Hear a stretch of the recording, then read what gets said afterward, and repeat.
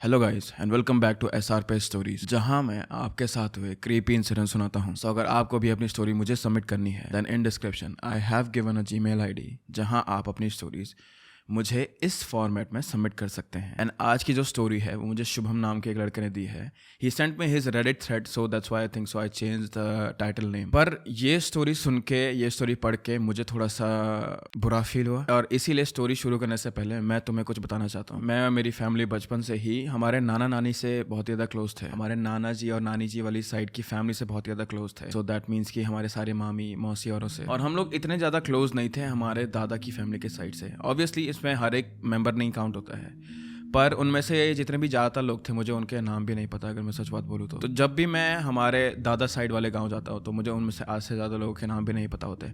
पर जब भी मैं अपने नाना जी की फैमिली के साइड जाता हूँ तो मुझे वहाँ पे बहुत ज़्यादा होमी फीलिंग आती है। मेरे सारे के सारे फेवरेट कजन्स भी मेरे नाना की साइड से हैं। मेरे ज़्यादातर फेवरेट मौसियाँ, मौसा जी, उनके बच्चे, हर एक चीज़ फेवरेट मेरी उनके नाना जी के घर के साइड से है, just because we were raised there and we were more connected to them. So मेरे नाना जी का गाँव भी मुझे काफ़ी ज़्यादा होमी फील करता है। मेरी नानी की हर एक बनाई हुई रेसिपी जो मेरी मौसियाँ बनाती है वो मुझे काफ़ी ज़्यादा होमी सी फील करती है। मेरे पास, मेरे भाई के पास, हमारे कजन्स के पास उनकी ज़्यादा मेमोरी है।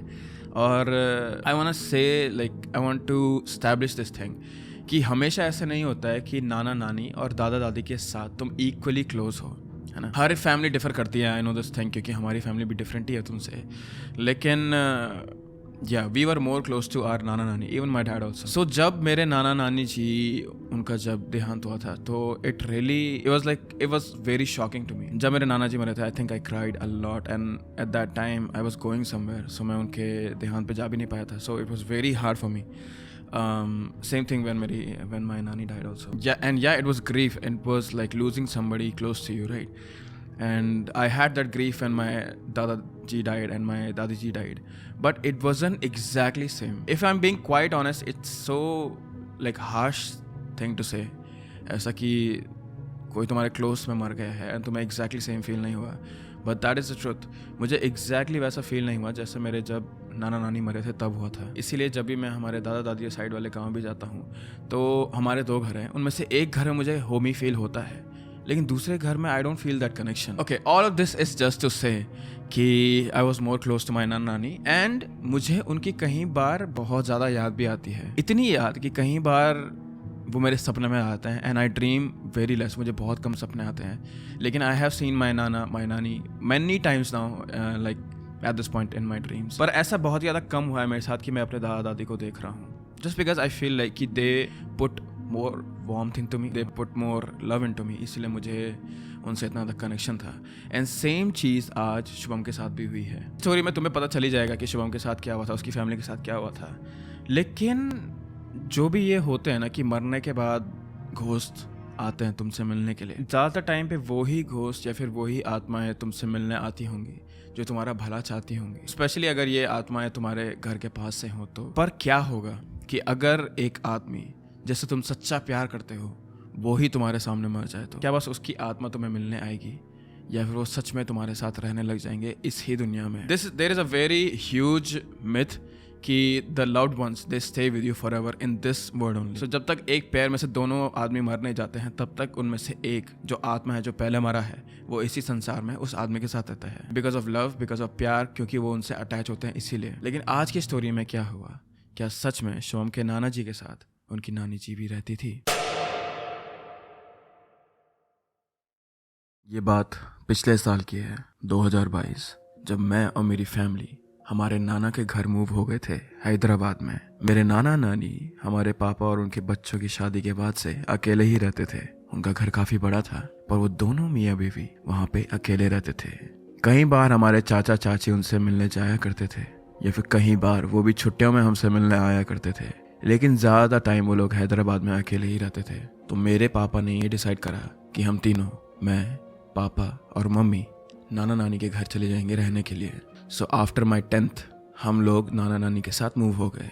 हैदराबाद में मुझे ज़्यादा टाइम नहीं लगा एक अच्छा स्कूल ढूंढने में, और मेरे पापा का भी बैंक में नौकरी फिक्स हो गया था।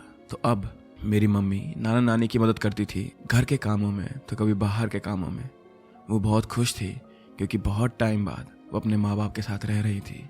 बट अराउंड अगस्त मेरी नानी की तबीयत ख़राब होना शुरू हो गई थी। मेरी नानी की अगर मैं आपको इमेज बताऊं तो वो काफ़ी दुबली पतली औरत थी, बहुत ही ज़्यादा हेल्पफुल, बहुत ही ज़्यादा खुश मिजाज एंड बहुत ही ज़्यादा स्माइली। पर उन्हें शुगर था और इसी वजह से उनकी तबीयत बहुत ख़राब रहती थी।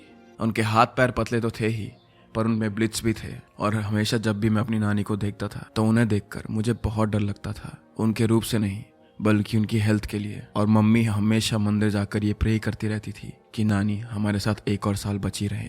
पर अगस्त में मेरी नानी को हॉस्पिटलाइज करा गया। मेन रीजन उनकी तबीयत खराब का तो शुगर ही था, पर डॉक्टर ने कहा कि और भी कुछ है जिसकी वजह से उनकी आई साइट वीक हो चुकी थी। मेरे नाना ने कहा ऐसा तो हमारा कुछ नहीं था, घर में भी वो घर का ही खाना खाती थी, बाहर से हम कभी खाना नहीं मंगाते थे, ना ही हम ज्यादा बाहर घूमने जाते थे। पर फिर भी मेरी नानी में और कोई बीमारी थी जिसका पता डॉक्टर नहीं लगा पा रहे थे। धीरे धीरे मेरी नानी की आई साइट वीक हुई और फिर उनकी पूरी आई साइट ही चली गई। पर फिर भी वो हंसती रही। वो मेरे नाना से बोलती कि उनके पैर में दर्द हो रहा है, पर फिर भी वो हंसती रहती थी। मेरे पापा मम्मी जब भी उनसे मिलने जाते थे, मैं जब भी उनसे मिलने जाता था, वो हमेशा हमें स्माइल करके ग्रीट करती थी। और फिर एक दिन मेरी नानी चल बसी।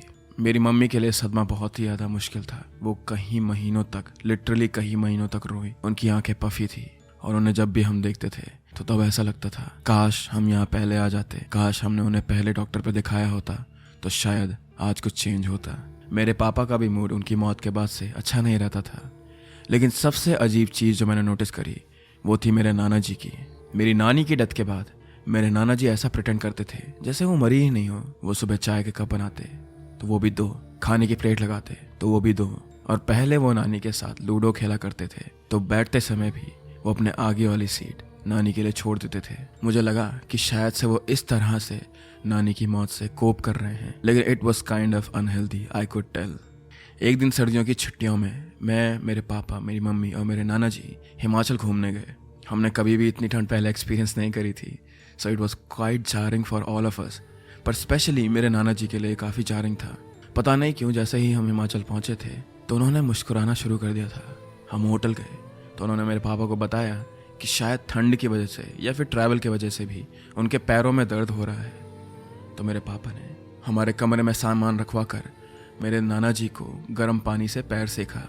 मेरे नाना जी का गर्म पानी से पैर सेकना शुरू करा, जिसके बाद हमारा प्लान तो बाहर खाने जाने का था, पर फिर मेरी मम्मी हमें कमरे में ही खाना लेके आ गई। हम सब ने खाना खाया और हिमाचल की बात करते करते नानी की बात भी आ गई। तो मेरे पापा ने कहा कि तुम्हारी माँ को यहाँ आना बहुत ही पसंद आता अगर वो आज भी जिंदा होती। That made me kind of sad. पर पता नहीं क्यों मेरे नाना जी मुस्कुरा रहे थे और उन्होंने मेरे पापा की तरफ देखते हुए कहा हाँ उसे ये जगह बहुत पसंद आई। My dad did not notice anything at that time, पर फिर भी मैंने इस बात को सुन लिया था। पहली रात हम लोग बहुत थके हुए थे, इसलिए मम्मी पापा एक कमरे में सोए और नाना और मैं एक कमरे में सोने वाले थे। खाना खाने के बाद मैं होटल के नीचे गया ऐसे ही घूमने के लिए, और नाना जी ने मुझे जाते हुए कहा कि मेरे लिए बीड़ी ले आना। तो मैं वही चीज़ लेने के लिए गया था उनके लिए। पर जब मैं वापस आया तो मैंने सुना कि हमारे कमरे से क्रॉकरी की आवाज़ आ रही है। जस्ट फॉर द रेफरेंस, इस होटल में जो मेरी मम्मी का कमरा, मेरे पापा का कमरा और जो हमारा कमरा था, उसके बीच में करीब 4 और कमरे थे जहाँ कोई नहीं रह रहा था एंड सारी की सारी लाइट्स बाहर से बंद थी। So being a 11th standard student I was not that scared, पर फिर भी मेरे शरीर में चिल्स आ गए थे। मैं धीरे धीरे अपने कान से अटेंटिवली सुनते हुए हमारे कमरे की तरफ बढ़ा तो मुझे दोबारा से क्रॉकरी की आवाज़ आई। मैंने हर एक सिनेरियो सोचा, हर एक कमरे की डिटेल याद करी कि क्या हमारे कमरे में कोई क्रॉकरी थी या फिर कोई यूटेंसिल भी था। पर एक बेड, एक सोफा और 2 चेयर के अलावा उस कमरे में कुछ भी नहीं था। तो मैंने खिड़की से झांकने की कोशिश करी। मैंने देखा कि नाना जी चेयर पर बैठे थे और उन्होंने बेड के बगल में ये चेयर लगा रखी थी और उनके बगल में भी एक चाय का गिलास था जिससे अभी भी भाप आ रही थी। नाउ जो चाय का गिलास मेरे नाना जी के हाथ में था वो उन्होंने चेयर से लांद कर लगा रखा था, पर जो कप हमारे बेड में था वो कप पता नहीं क्यों हिल रहा था। I was kind of scared. पहले मुझे लगा कि मुझे रात के अंधेरे में कुछ अजीब सा दिखाई दे रहा है, लेकिन फिर again why were there 2 cups. सोचते सोचते मेरा दिमाग खराब हो रहा था और अब मुझे डर भी लग रहा था। मैंने सोचा कि चिल्ला के अपने पापा को बुलाऊं, पर फिर तभी अचानक मेरे नाना जी जोर जोर से हंसे। उन्होंने कहा हाँ तुम भी काफी थक गई होंगी ना, मुझे पता है मेरे भी पैर दर्द हो रहे हैं। Kept on looking at him. मैं उन्हें ही देखता रहा and I was in shock, क्योंकि उस कमरे में बस वो ही थे अकेले बैठे हुए। तो वो बातें किससे कर रहे थे? फिर मेरे नाना जी ने अपना हाथ बढ़ाया उस चेयर की तरफ और हवा में ही उसे सहलाने लगे। That creeped me out even more. उन्होंने कहा लाओ अपने पैर मुझे दो, मैं तुम्हारे पैर दबा देता हूँ। And at this point I was completely spooked out. मैंने दरवाजा खटखटाया तो मेरे नाना जी ने सुना भी नहीं। मैंने कहा, नाना जी मैं आपकी बीड़ी लेके आ गया हूँ। तब भी उन्होंने नहीं सुना और वो पता नहीं किस चीज में मग्न थे। मेरे नाना जी 2 दिन से सोए नहीं थे ढंग से, तो मुझे लगा शायद से नींद की वजह से उनके साथ ऐसा हो रहा है। पर तभी अचानक मेरे नाना जी जोर जोर से रोने लगे। देवेंद्र मेरे पापा का नाम है। तो उन्होंने कहा कि देवेंद्र ने मुझसे कल अच्छे से बात नहीं करी, आखिर वो मेरे साथ ऐसा क्यों कर रहा है, हम दोनों में इतना प्यार है, फिर भी उसने मुझे कल ऐसे डांटा। पर उनकी आवाज अब मेरे नाना जैसी नहीं थी। It was kind of like a kid. मुझे समझ नहीं आ रहा था कि एक्चुअली हो क्या रहा है। तभी मेरे पापा आए और उन्होंने कहा कि तुम्हारे नाना जी क्यों चिल्ला रहे हैं। हम दोनों ने कमरे के अंदर जाने की कोशिश करी और हमने देखा कि नाना जी अपना सर पीछे चेयर पे टिका के अपने आप से ही बातें कर रहे थे। मेरे पापा को पता नहीं कैसे एक झटके में ही सब कुछ समझ आ गया था और उन्होंने मुझसे कहा कि तुम डरो मत, जाओ जाके अपनी मम्मी के साथ सो जाओ, मैं आज रात तुम्हारे नाना के साथ ही सो जाता हूँ। अगले दिन मैं उठा तो मेरे नाना जी बिल्कुल नॉर्मल थे। उन्होंने मुझसे नॉर्मली बात करी, मेरे पापा से नॉर्मली बात करी, मेरी मम्मी से नॉर्मली बात करी और फिर हम लोग 3 दिन के लिए हिमाचल घूमने लगे। जब हम वापस अहमदाबाद गए तो मेरे पापा ने नाना को डॉक्टर पे दिखाया और फिर डॉक्टर ने उन्हें कहा कि मेरे नाना जी को नार्कोलेप्सी है। नार्कोलेप्सी एक ऐसा डिसऑर्डर होता है जिसमें आदमी दिन में ढंग से नहीं सो पाता है। उन्हें कई बार तो लंबी लंबी नींद आ जाती है, पर कई बार उनके नींद डिल्यूजन में बदल जाते हैं, जिसकी वजह से वो सो नहीं पाते हैं। नार्कोलेप्सी में एकदम sudden loss of muscle tone भी होता है, विच एक्सप्लेन्ड कि उनके पैर में दर्द क्यों हो रहा था। और ये चीज नार्कोलेप्सी एक स्ट्रॉन्ग इमोशन भी ट्रिगर करती है, जिससे आदमी अचानक से हंसता है, अचानक से रोता है, या फिर अपने दिमाग के उस पार्ट को ट्रिगर करता है जहां उनके कोई लव्ड वंस रहते हो। एंड आई थिंक इसी वजह से मेरे नाना जी को ऐसा लगता था कि नानी अभी भी जिंदा है। हमने नाना से ढंग से पूछा कि नानी को मरे कितना टाइम हो गया, तो उन्होंने कहा, मरे हुए बेटा तुम ये क्या बातें कर रहे हो, तुम्हारी नानी तो अभी भी जिंदा है ना। डॉक्टर को भी समझ नहीं आ रहा था क्योंकि नार्कोलेप्सी की वजह से इतना ज्यादा डिल्यूजन नहीं होता है, पर फिर भी उन्होंने मेरे नाना जी को कुछ दवाइयाँ दी और मेरे डैड से कहा कि प्लीज इन्हें रियलिटी ग्रिप कराने की कोशिश कराइए, वरना हमें इन्हें एडमिट करना पड़ेगा। अगले 3 महीने तक मेरे पापा और मेरी मम्मी मेरे नाना को इस टर्म से वाकिफ कराते रहे कि नानी जी अब जिंदा नहीं है। एंड एट द एंड मेरे नाना जी को भी समझ आ गया था कि हाँ, उनकी बीवी अब नहीं है। मुझे पता है कि ये कहानी एक हॉरर तो नहीं है, पर मुझे मेरे नाना जी के लिए बहुत बुरा लगता है और मैंने ये कहानी बस इसलिए भेजी थी क्योंकि ये मेरे लिए क्रीपी था और मैं ये नहीं चाहता हूँ कि किसी के भी घर के बुजुर्ग के साथ अगर ऐसा हो रहा हो तो वो उन्हें पागल समझे। शायद उन्हें डॉक्टर की ज़रूरत हो। So go and please help them.